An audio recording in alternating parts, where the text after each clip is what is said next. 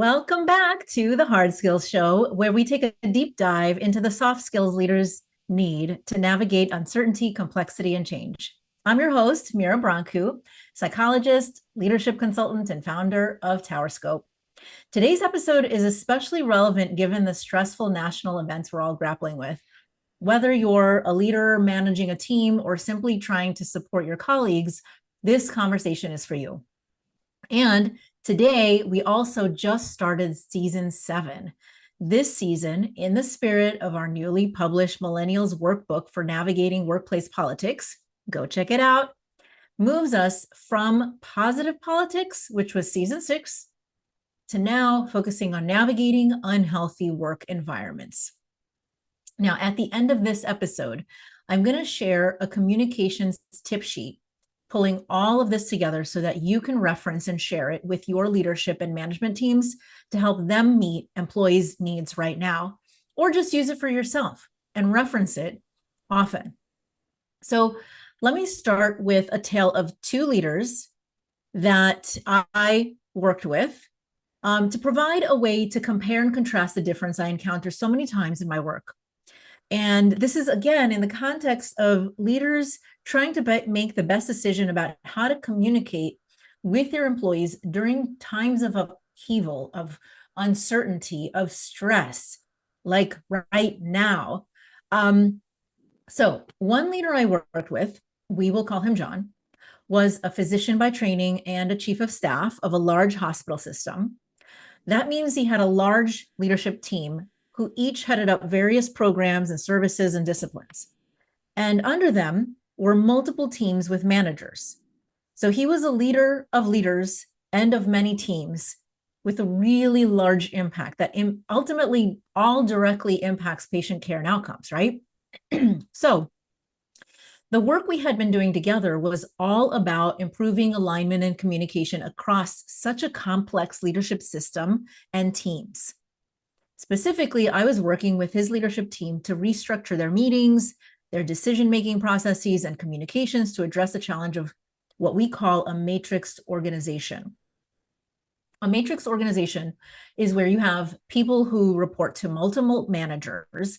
There's kind of like this formal administrative supervisor who's the person designated officially by HR to evaluate performance.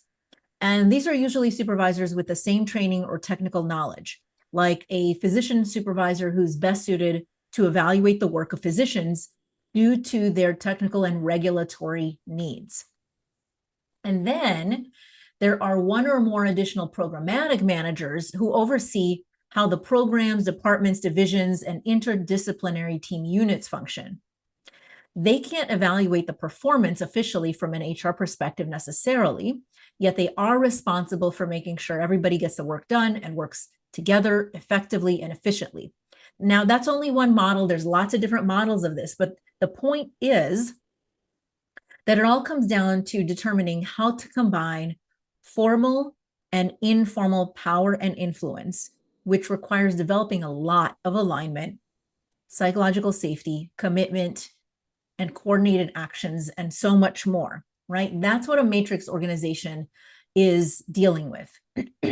There are what we call straight lines to direct supervisors who have like an official direct, chain of command kind of thing. And then there's dotted lines within the organization where you kind of report to different people that are more programmatic in nature, but they can only influence, they can't evaluate your performance. So that's a matrix organization. And you could have multiple people you're reporting to, of course.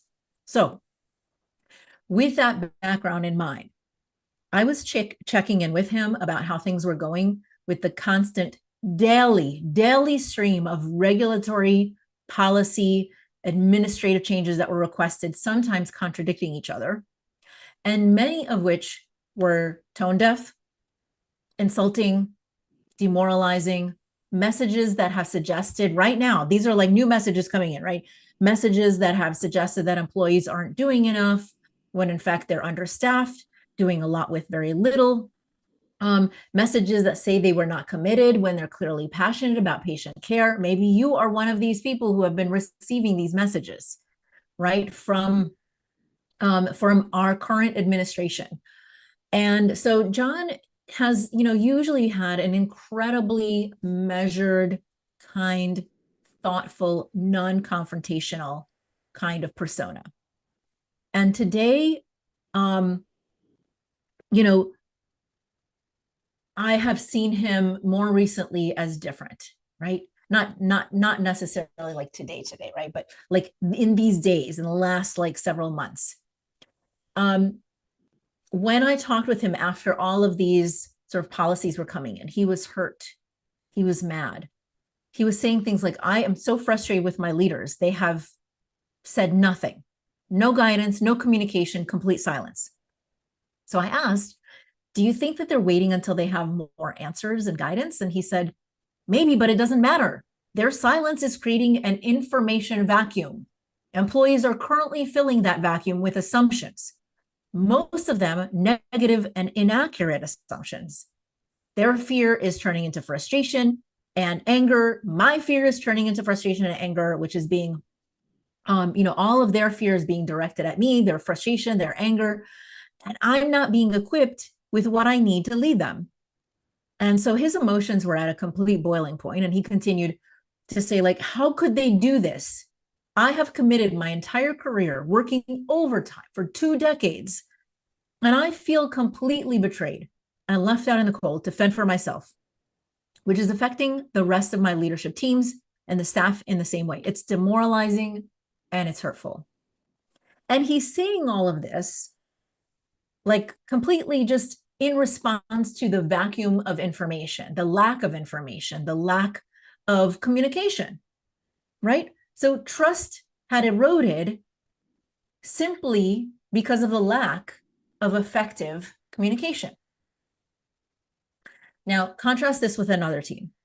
In the beginning, this team also had challenges with low communication in general from the leader. The leader was the director of a large center of excellence.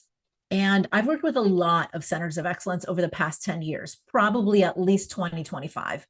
And one of the most common challenges that I've seen is that the directors often come up from technical backgrounds, very similar to chiefs of staff within hospitals. Sometimes they embrace their new role and expectations that come with it, and sometimes they stick to what is most comfortable for them, which is to remain a technical expert. The problem with remaining a technical expert when you lead a large center or hospital is that although you think that people want you for your expert knowledge in your field so that you can help them, they don't.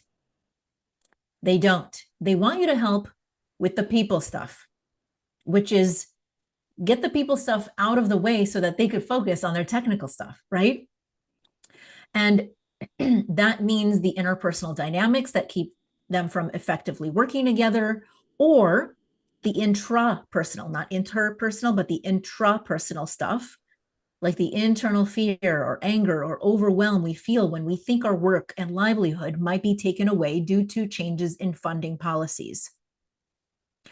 So at this center, the director, we'll call her Gemma, during the chaos and uncertainty around the changes in funding support, she started doing her usual thing at first, being cautious, not to say anything inaccurate, seeking more information and data, communicating in very vague, tentative language. And it was clear that this stance was creating more uncertainty and less trust. If you take this kind of style during a time of chaos and uncertainty, it will add to the confusion and mistrust in the system. But luckily for Gemma, she had several close advisors and strong leaders on her team who quickly identified that she would need to change her stance to meet the current needs of her staff. So, as she did, the staff responded much more positively, and it brought everyone in the center closer, more aligned, and wanting to support each other and the leader during this very stressful time. Now, what did she do so differently? And what could other leaders have done instead? So today, I'm going to share the communication skills needed to help you lead your team to manage fear, stress, anger, and overwhelm right now, even if you have minimal information about what to say or do. And I'm going to split this up into 3 parts, okay? So part 1 is going to be about identifying how you want to show up, right? You might have identified how you want to show up in general in your leadership role, which is a long-term view. We're going to focus on how you want to show up short-term, like literally in the next 30 to 90 days, okay? Part 2 is about communicating clarity even when you don't have any clarity, okay? And then part 3 is about increasing connection and communication opportunities in order to maintain morale, which is critical right now. Each of these build on each other to help you manage fear, uncertainty, and anxiety and help others do the same. So that's why it's set up in this way. I'm going to start with the most basic building block, and then we will add on to it and then add on to it, okay? All right, let's start with part 1, identifying how you want to show up, okay? And we always start with this in any situation. There are 5 parts to this that I'm going to describe. Reflect, temper responsiveness, be present and steady, manage your energy, and practice self-care and compassion. Those are the 5. Okay, let me talk through some of these to help you determine how you can show up fully right now for your team and yourself and what it can look like. Okay, number 1, reflect. The single most important thing you can offer your team and organization is the ability to slow down and give yourself enough time to clarify the situation, enough to be there for other people. You want to be able to answer these questions clearly. It's got to feel like you have clarity and focus to feel like you can be there for others. Now, it's really hard to be there for others when you're still processing how you feel, especially if you feel like them. If you feel defeated, demoralized, scared, unsure, angry, overwhelmed, unheard, right? Just like John, he felt that way. He couldn't be there for others if he felt that way. He hadn't processed through it yet. So you've got to make some space for reflection and clarity. How do I feel? What does this mean to me? What are my concerns? Right? You can talk it through with colleagues at your level, talk it through with a coach, a therapist, anyone who can help you do this. And when you're asking yourself this, write it out and talk it through. Write it out. How do I feel about this? What does this mean to me? What are my concerns? Now, once you finish those questions, move on and start asking, what does this mean for how I want to show up for my team? Right? So if I feel this way and this means this to me, what does this mean for how I want to show up for my team? What kind of leader do I want to be during this time, right now? What is my best self, the thing that I can offer to others? What do I want to see in other leaders that I can actually offer to my team? What are the strengths I can bring to this? How do I want to show up now that might be different from the usual?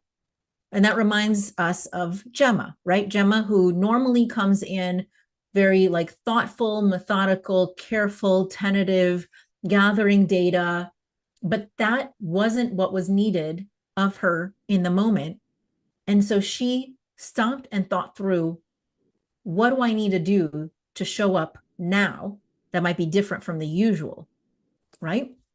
So for me, in my previous leadership role, there was a time when I realized that I was in a very special situation that many people were not.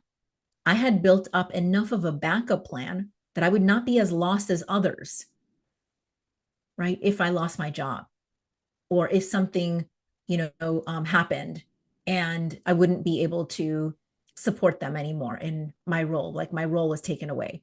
So that I could be actually more free than others to stand up, speak up, question, support, and guide.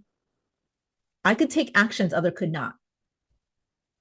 So I'm going to ask you, what can you do that others cannot?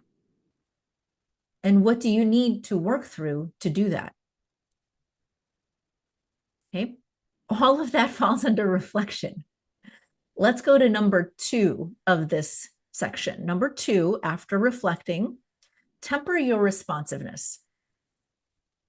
You don't need to respond to everyone and everything, or be a savior, or know what to do or how to start. Okay. I'm going to tell you a little bit more about what you can do instead, but we are reaching an ad break. And so I'm going to take a little break, and then I'm going to come back to this tempering responsiveness and what you can do instead. You're listening to The Hard Skills with me, Dr. Mira Brancu, and we'll be right back in just a moment.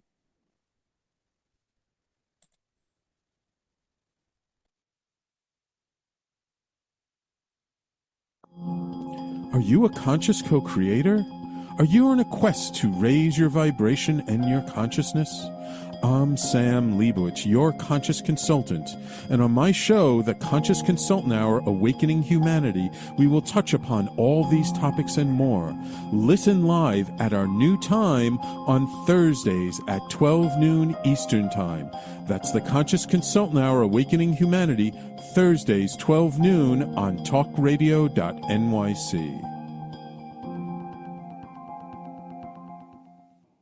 Are you a high-achieving, growth-oriented leader? Are you interested in developing your authentic leadership while creating a healthy, inclusive workplace? Hi, I'm Dr. Mira Brancu, host of The Hard Skills on talkradio.nyc at 5 p.m. Eastern on Tuesdays, where we discuss how leaders develop the hard skills needed to make a greater impact. We interview experts, have live coaching, and tackle these challenges. Listen to The Hard Skills on Tuesday at 5 p.m. Eastern on talkradio.nyc. You're listening to Talk Radio NYC. Uplift, educate, empower.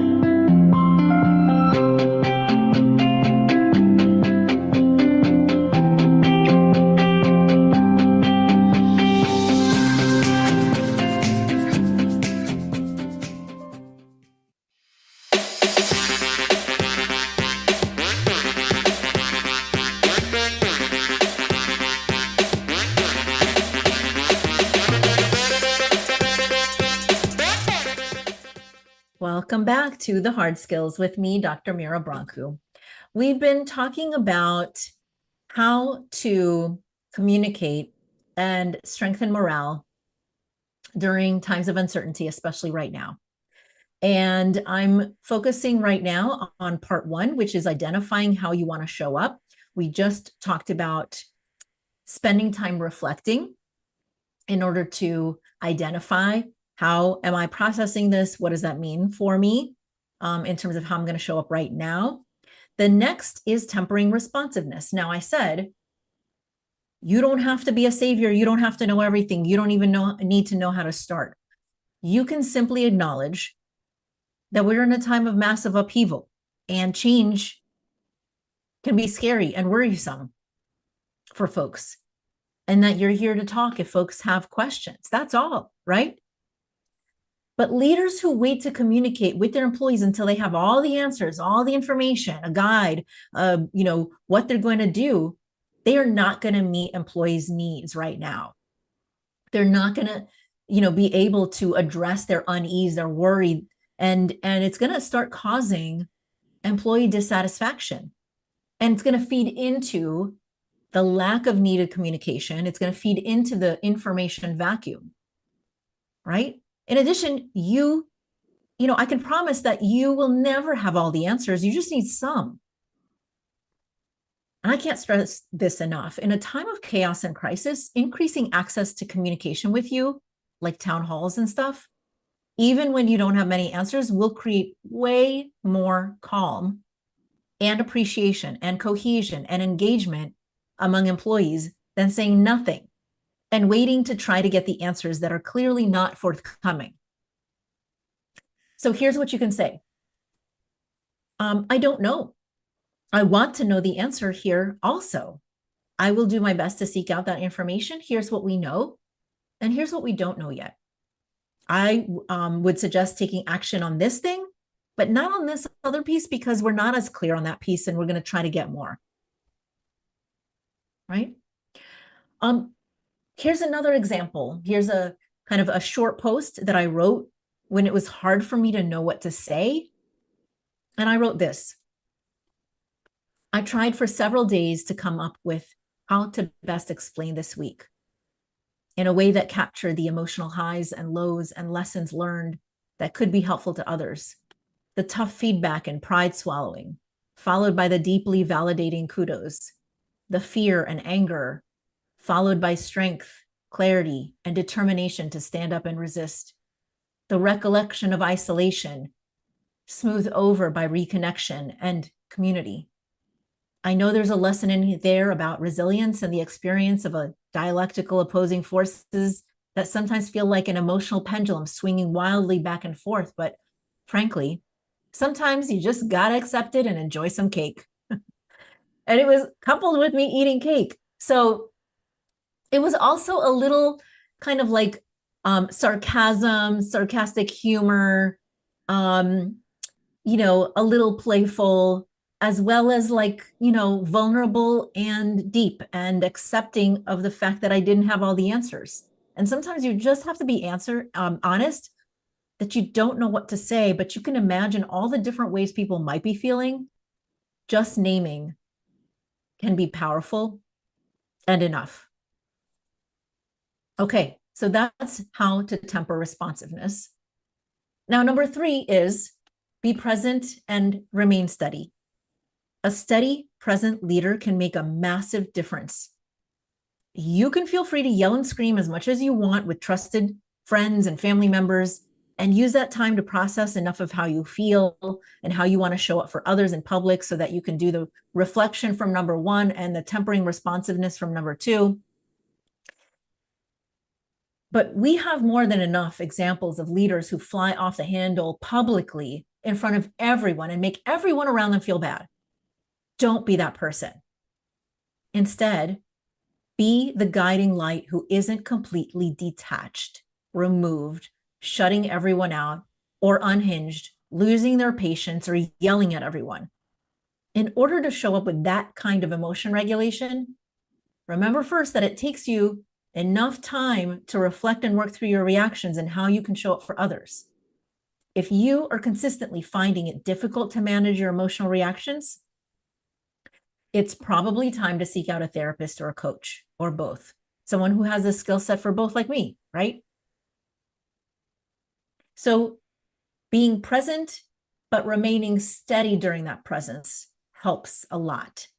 And frankly, if that's all you do, present, engaged, and steady, that is a lot. That is a lot for people.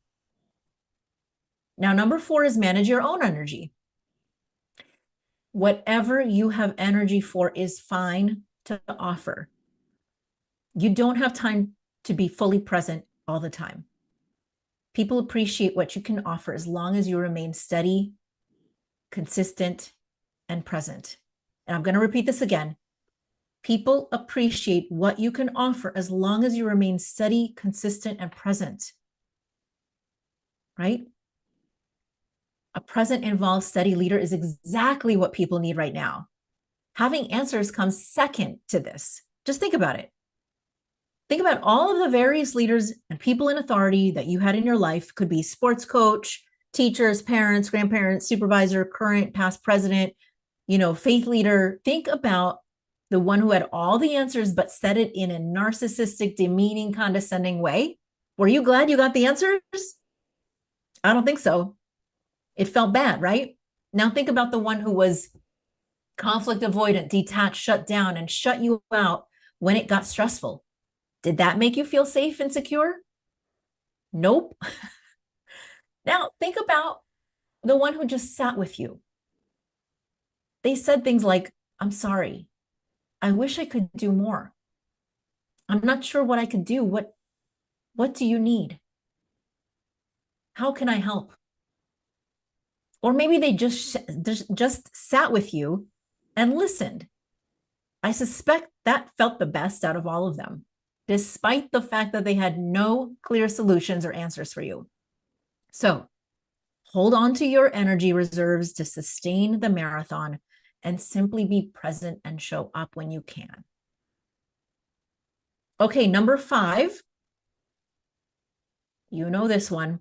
This is the oxygen mask reminder. Increase your self-care and self-compassion.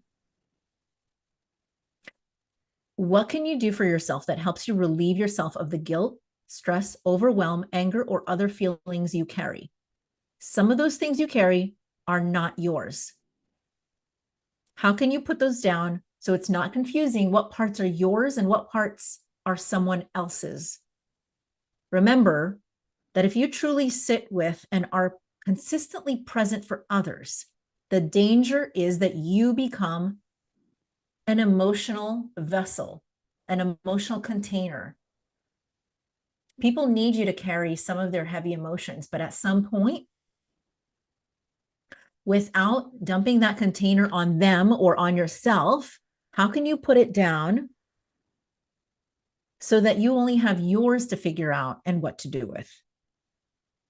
And that might mean taking time to process your own emotions with a trusted colleague or coach or therapist. It could mean setting good, healthy habits like taking a walk or journaling, daily gratitude practices, or simply unplugging for a bit.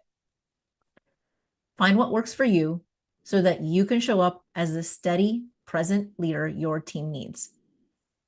Remember, you can't pour from an empty cup, and you can't take and offer from an overflowing cup of everyone's emotions, right?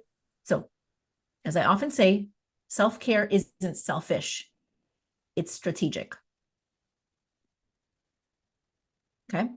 Okay, so I have reviewed everything you can do to figure out how to show up for yourself in order to show up for other people, right?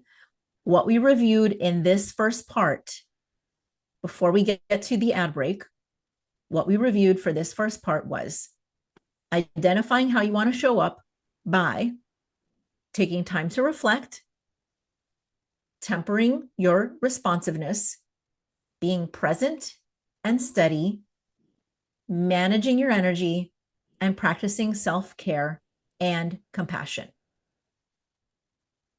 Right? Okay, so when we come back from the ad break, we're going to move on to part 2, ways to communicate clarity with your employees and teams during uncertain times, and how to communicate it even when you don't have clarity. How do you do that? We will talk about that after the ad break. You are listening to The Hard Skills. We air live on Tuesdays at 5 p.m. Eastern Time and show up later on your favorite podcast app. If you're joining us during the live stream or LinkedIn or YouTube, it's at talkradio.nyc, and you can submit questions that I can answer in real time or simply say hi. I'm Dr. Mira Brancu, founder of TowerScope, a social impact company focused on helping leaders and teams navigate the complexities of today and lead better tomorrows. The best way to track all of this is to subscribe to the newsletter, and otherwise we'll be right back in just a moment for part 2. Hey everybody, it's Tommy D, the nonprofit sector connector, coming at you from my attic.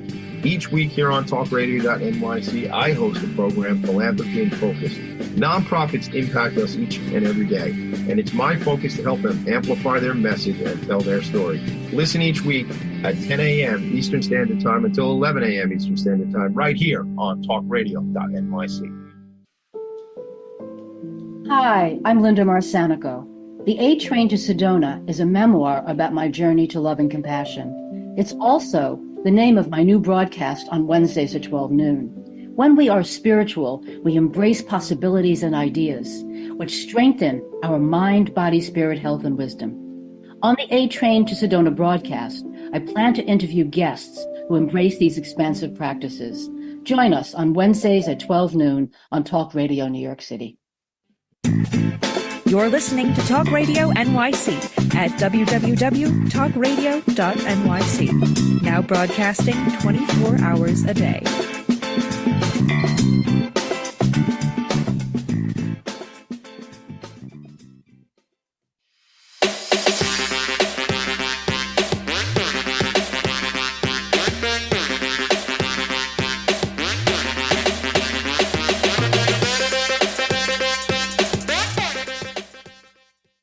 Welcome back to the hard skills.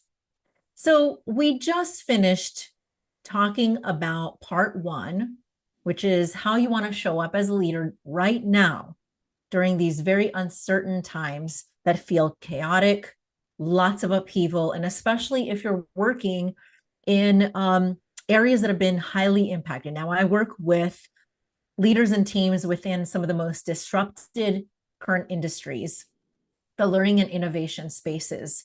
So that includes healthcare, higher ed and academia, STEM and tech and research, right? And they've been heavily impacted right now. So I'm especially talking to those who are experiencing that kind of upheaval, right? So now that you've sort of thought through, slowed down, thought through, like, how do I want to show up with those 5 areas? Let's talk about part 2, communicating clarity when you don't even have clarity. Now, let's start with this first of all. Clarity doesn't mean certainty, nor does it mean perfect clarity. One of my favorite McKinsey and Company's articles that came out in 2020 when we had COVID, right, on communicating during a crisis that still applies, that I often share with clients, points out that clarity doesn't mean certainty. What your team does need is transparency and consistency, not perfection. And here's a big caveat here, okay? Importantly, transparency doesn't mean oversharing everything, even if it's confusing, not fully thought out, or could be scary. Okay, I really wish that they came up with a different word than transparency. Transparency is simply the opposite of opaque, right? So whatever you are going to share needs to just be presented as if you're not hiding something, not being opaque or vague or confusing. But it doesn't mean oversharing. Oversharing can, in fact, lead to confusion and can create a lack of clarity. So don't mistake these. I really wish they had a different word than transparency so that leaders could better understand what people actually expected of them, because it's not share everything you know. It's actually share what you know that would be useful to me and important right now that could affect me. That's what employees want. Share what you know that would be useful to me and important right now that could affect me. So how do you do that in a way that's clear when you don't have all the information? I want you to think about these 5 things, and then I'm going to give you an example of what it sounds like. Okay, here's 5 different ways that you can talk about and offer clarity when you don't have clarity. 1, you can talk about the process instead of the content that might be missing, right? The content of what might happen and the details might not be there. But your process for decision-making, your process for figuring it out, you know your process. You know your process for seeking out more information and making decisions. You can share that. Number 2, you can talk about what you know and don't know and what is and isn't in your control. Okay? What you know and don't know and what is and isn't in your control. Number 3, you can name the different experiences, emotions, thoughts, and questions people might have. Just make space for it. You don't have to know what people are experiencing or what they're feeling or the thoughts they're having or the questions that they might have. But make space for it, and you can name some. You can name some. So I'll give you an example of that in a moment. Number 4, you can and should manage expectations. The more you manage expectations, the more likely you will meet expectations, right? I just had an episode, the last episode right before this one, right? With Carl Hebenstreit. He wrote the book on explicit expectations, and this is what it's all about. Number 5, you can communicate what you're doing and anticipating having to look into. Okay. So here's an example of what all of this sounds like. Some of you might be feeling worried and uncertain. Some might be feeling overwhelmed or confused or worried. I don't know how all of you are feeling, and I want to acknowledge each of you are in different places with this right now, with everything that's going on. I wish I had all the answers, but I don't right now. But I can share what I know right now, how we'll communicate up-to-date information moving forward, and how we'll work towards seeking more information moving forward. So here's what I know right now. Here's what we don't know yet. Here's what we're doing to find out more. Okay, that's the example. So you'd use it in your own words, but all of this creates a sense of psychological safety. It demonstrates care and attention to what's happening around you so you're not tone deaf. And frankly, sometimes just acknowledging the elephant in the room is enough to bring calm.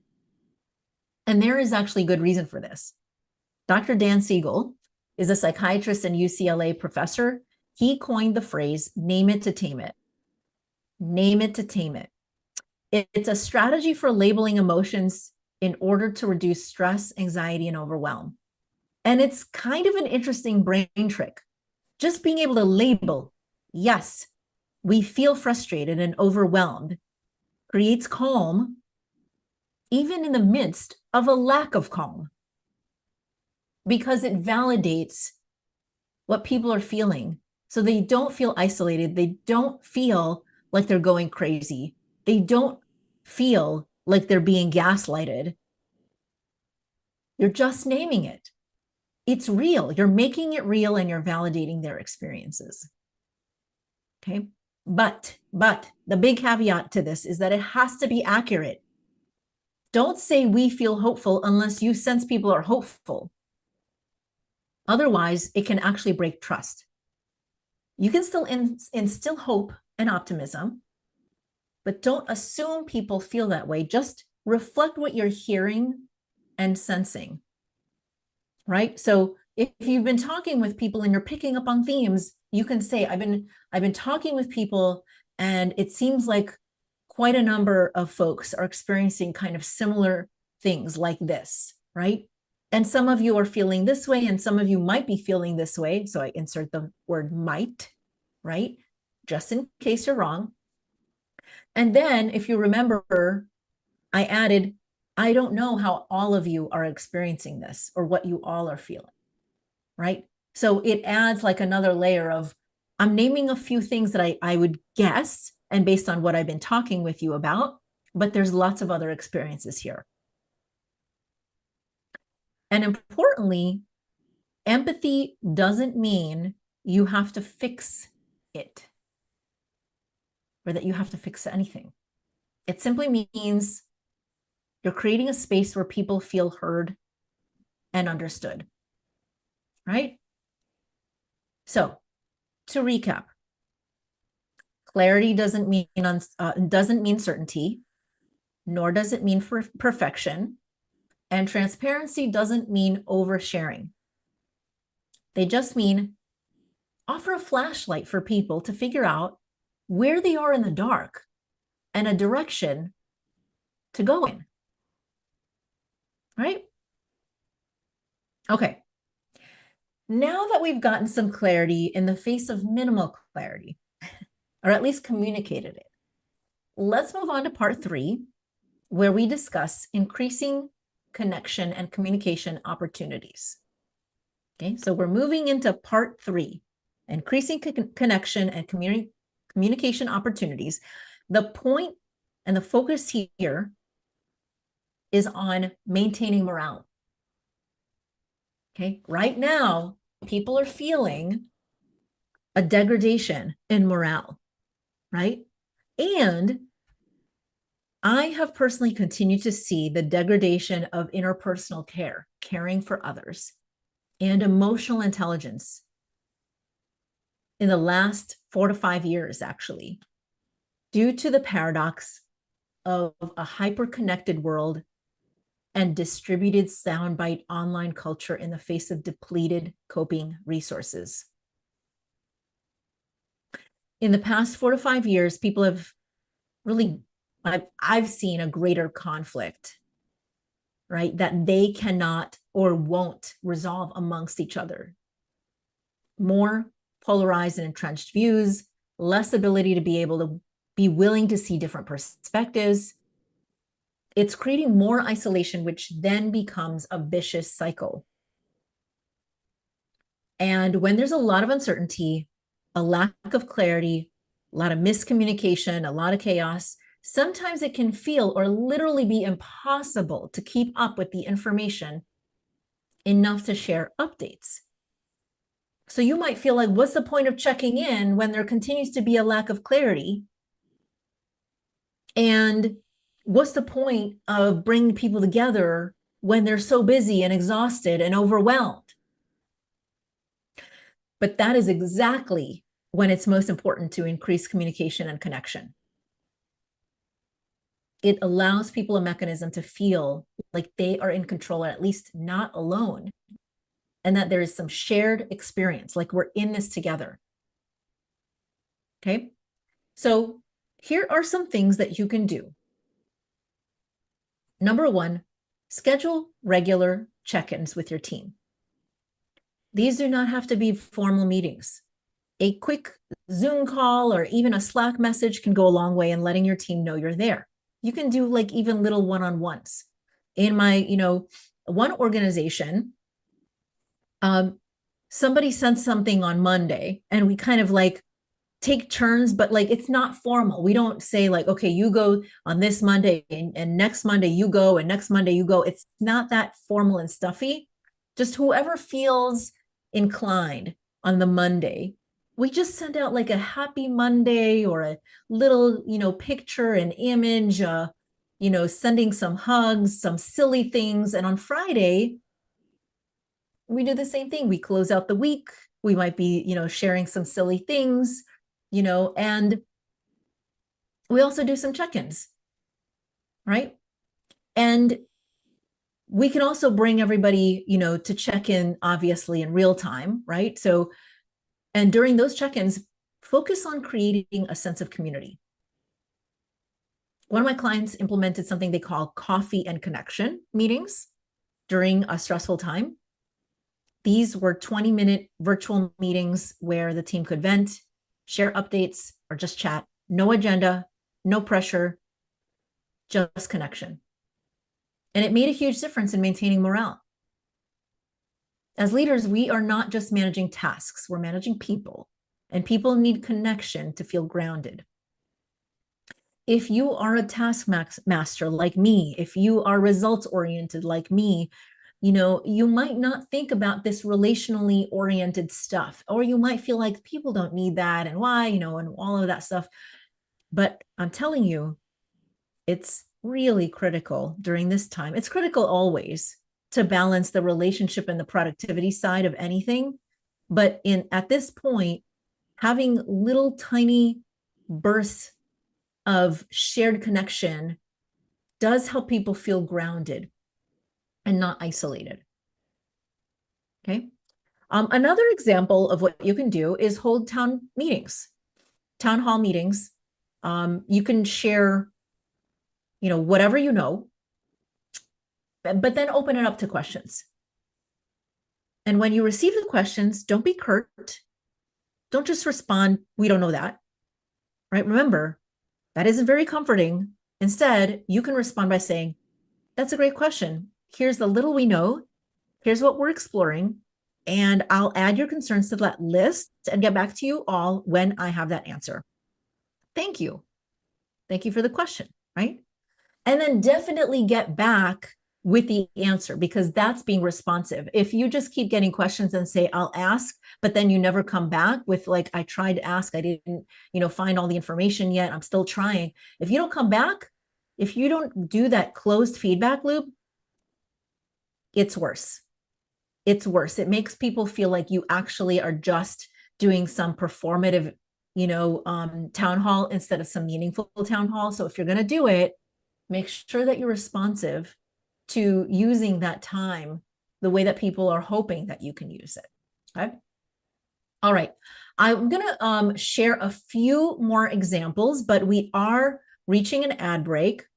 And so after the ad break, I'm going to give you a few more examples of how you can increase connection and communication in order to improve morale or maintain morale. You are listening to the Hard Skills. We go live on Tuesdays at 5 p.m. Eastern and show up later on your favorite podcast. If you're joining us during this live stream on LinkedIn or at YouTube at talkradio.nyc, you can submit questions. You can simply say hi in real time. I am Dr. Mira Brancu, and we'll be right back in just a moment. Were you an essential worker during the pandemic? If you needed to learn stages of epilepsy, did you depend on advocates? Did you use new innovations to cope with mental and neurological issues? Maintaining high quality of life and keeping good mental health are what we all strive for. I'm Frank R. Harrison, host of Frank About Health, and each week top healthcare influencers, professionals, and innovators answer these questions and more. Stay tuned on Thursdays at 5 p.m. on talkradio.nyc, and I will continue to be frank about health with all of you. Are you a conscious co-creator? Are you on a quest to raise your vibration and your consciousness? I'm Sam Leibowitz, your conscious consultant, and on my show, The Conscious Consultant Hour, Awakening Humanity, we will touch upon all these topics and more. Listen live at our new time on Thursdays at 12 noon Eastern Time. That's The Conscious Consultant Hour, Awakening Humanity, Thursdays 12 noon on talkradio.nyc. You're listening to Talk Radio NYC at www.talkradio.nyc. Now broadcasting 24 hours a day.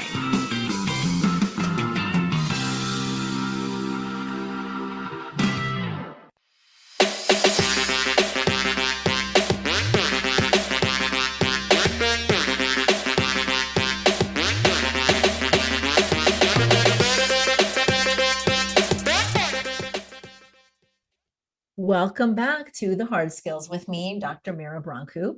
We are talking about how to communicate effectively and maintain morale during times of uncertainty, and especially now, especially for disrupted learning and innovation industries like healthcare, like government and education, and STEM research and tech industries.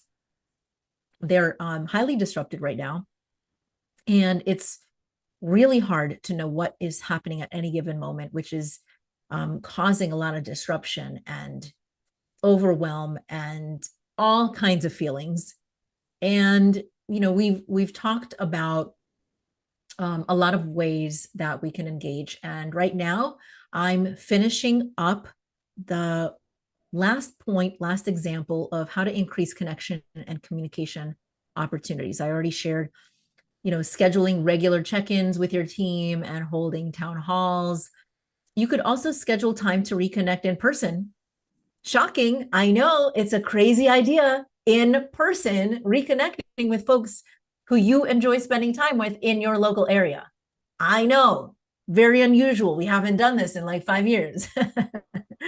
But seriously, who is that person who made you laugh, feel safe, was on the same wavelength as you? Who was that mentor you haven't talked with in a while? Reach out, set up a coffee and go reconnect. I've been doing a lot of this myself. I just saw my mentor, past supervisor, past mentor. I hadn't seen him in like 5 years. I just reached out and said, hey, I want to see you. And it was lovely. It was absolutely lovely. And that's coming from somebody who's introverted, right? Like somebody who doesn't necessarily like automatically think, let me set up meetings and hangouts with people, but I'm starting to feel like it's good for my health. And it is like when I actually connect with people in person, it feels differently. There is kind of a, the research shows there are actual pheromones and chemistry and vibes happening. Like when you say we're on the same wavelength, like literally there are things happening between human beings that cannot happen through a screen that make us feel good, right? And so remind yourself of who you miss, who you want to see, who you want to spend time with. It also helps you reconnect and remind yourself of the good in humanity and the benefits of slowing down and just spending time experiencing joy without productivity and in the face of everything that's going on. This is what we have. We have this, right? So whether it's a town hall, a check-in meeting, or reconnecting with folks from the past, sharing personal stories about the meaning you are making from what's happening, storytelling, and meaning making is such a uniquely human behavior that connects understanding and connection and creates it, right? So that's what this is all about. Maintaining and increasing, I'm not sure you can increase morale right now, but at least maintaining the morale is something that happens when you create connection, when you do some storytelling, sharing personal stories of the meaning that you're taking, and then coming up with a shared experience. That goes a long way. Okay, so let's recap. Let's recap everything that we discussed on how to help your team and organization manage fear, stress, anger, and overwhelm in the face of today's uncertainty, even if you have minimal information about what to say or do. Okay. In part 1, we reviewed how you want to show up. We talked about 5 mechanisms: reflect, temper responsiveness, be present and steady, manage your energy, and practice self-care and compassion. In part 2, we talked about how to communicate clarity when you don't even have clarity. And we learned that clarity doesn't mean certainty, nor does it mean perfection. And transparency doesn't mean oversharing. They just mean offering a flashlight for people to figure out where they are in the dark and a direction to go in. And we learned 5 things you can do when you don't have clarity, but you want to offer it. And then finally, in part 3, we discussed why it's critical now more than ever to increase connection and communication opportunities in order to counteract our current society's increasing isolation, polarization, and degradation of interpersonal care. All of these are not just skills, they're practices. They take time, intention, and effort.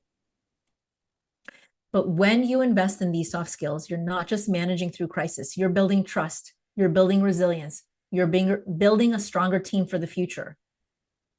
And by the way, if you're looking for more connection and a supportive learning community for your own leadership growth, I host a yearly leadership academy.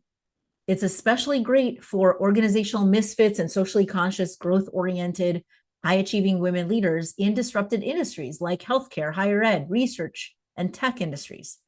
You can check it out at www.gotowerscope.com. Now, before we wrapped up, I promised you I wanted to offer you a free resource.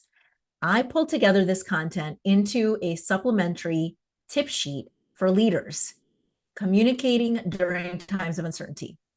You can download it by going to gotowerscope.com, click on resources, then other free stuff, and you will find this tip sheet among many other free resources.